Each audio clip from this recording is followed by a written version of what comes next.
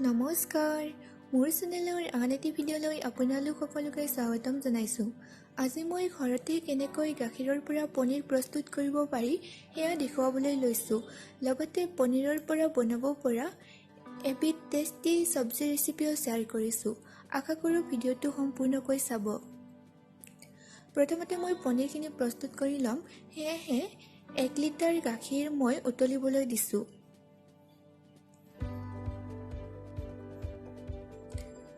এতিয়া মই চাহ খোৱা কাপটোৰ জোখত আধা কাপ নেমুৰ ৰস লৈছোঁ। এতিয়া অলপ অলপকৈ নেমুৰ ৰসখিনি গাখীৰখিনিৰ লগত মিহলাই দিম।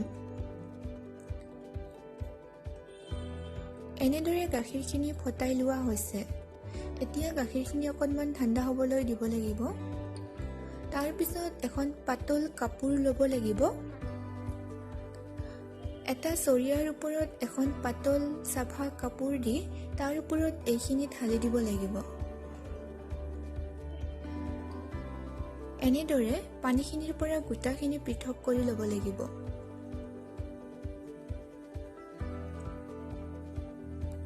পনীৰ বনোৱা এই পদ্ধতিটো মই মোৰ মাৰ পৰা শিকিছোঁ। মাক মই সৰুৰ পৰাই এনেকৈ বনাই অহা দেখিছোঁ। এনেকৈ বনালে খাবলৈ বহুত টেষ্টি হয় আৰু খৰচটোও কম হয়।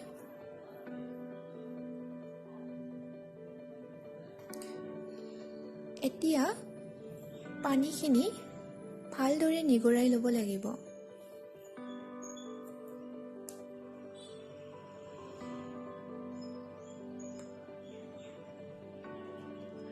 ইয়াৰ পিছত অকণমান পানী ঢালি কাপোৰখনৰ ওপৰতে এইখিনি ধুই ল'ব লাগিব, যাতে নেমুৰ টেঙা টেঙা ভাৱটো নাথাকে।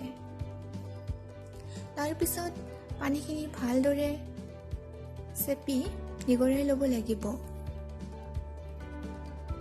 পানীখিনি যাতে সম্পূৰ্ণকৈ নিগৰি আহে তাৰ বাবে এইখিনি মই পানীখিনি চেপা হোৱাৰ পিছত অকণমান সময়ৰ বাবে ওলমাই ৰাখিম।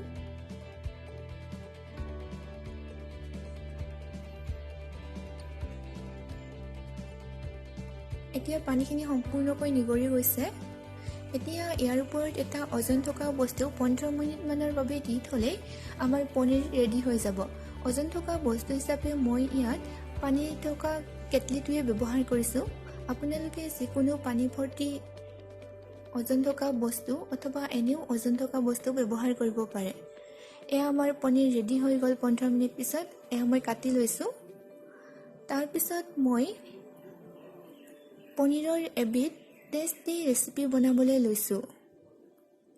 ইয়াৰ বাবে মই লৈছোঁ লেচেৰা অকণমান কাটি আৰু আলু আৰু পিঁয়াজ অকণমান কিউব আকৃতিত কাটি।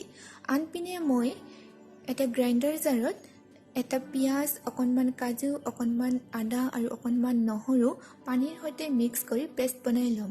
আপোনালোকে পেষ্টখিনি বনাবলৈ পিহিও ল'ব পাৰে। মই গ্ৰাইণ্ডাৰ জাৰতে বনাই লৈছোঁ।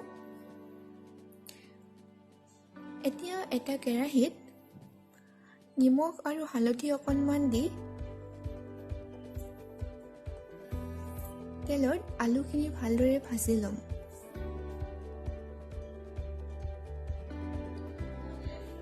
আৰু আলুখিনি ভজা হৈ গ'লে নমাই ৰাখিম।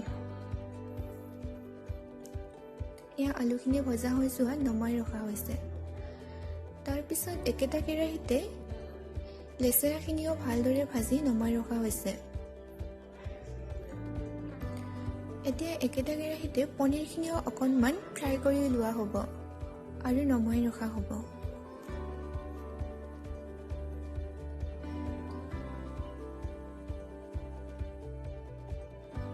এতিয়া একেটা কেৰাহীতে অকণমান তেল দি তাতেই অকণমান হালধি গুড়ি আৰু অকণমান জলকীয়া গুড়ি দি দিয়া হৈছে।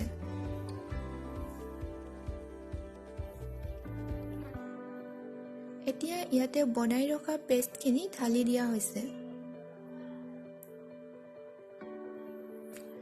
এতিয়া এইখিনি ভালদৰে লৰাই অকণমান সময়ৰ বাবে ভাজিব লাগিব, যাতে মছলাখিনিৰ পৰা তেল বিৰিঙি আহে। এয়া আমাৰ ভালদৰে ভজা হৈ গৈছে। এতিয়া ইয়াতে 2 চামুচ বেচন পানীৰ সৈতে মিহলাই, অৰ্থাৎ অকণমান পানীৰ সৈতে 2 চামুচ বেচন মিহলাই ঘোল এটা বনাই ঘোলখিনি ইয়াত দি দিয়া হৈছে আৰু লৰাই দিয়া হৈছে। এতিয়া ইয়াতে কাটি ৰখা চব্জিখিনি অৰ্থাৎ আলু, লেচেৰা আৰু পিঁয়াজখিনি দি দিয়া হৈছে। আৰু এতিয়া এইখিনি ভালদৰে মিহলাই দিব লাগিব।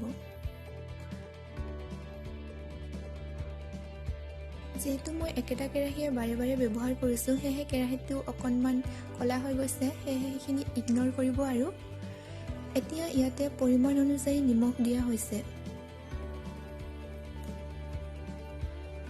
এতিয়া এইখিনি ভালদৰে মিহলাই দিব লাগিব। তাৰপিছত ইয়াতে অকণমান পানী দিয়া হৈছে আৰু ভালদৰে মিহলাই দিয়া হৈছে। এতিয়া ইয়াতে ভাজি ৰখা পনীৰৰ টুকুৰাকেইটাও দি দিয়া হৈছে। এতিয়া এইখিনি ভালদৰে লৰাই 2 মিনিটমানৰ বাবে কম জুইত ৰাখিব লাগিব। তাৰপিছত ইয়াতে অকণমান গৰম মছলাৰ গুড়ি দি দিব লাগিব আৰু ভালদৰে লৰাই 3 মিনিটমানৰ বাবে কম জুইত ৰাখিব লাগিব।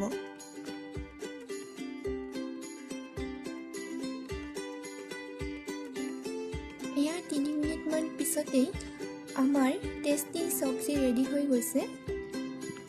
এয়া আপোনালোকে ভাত অথবা লুচি অথবা ৰুটিৰ লগত পৰিৱেশন কৰিব পাৰে।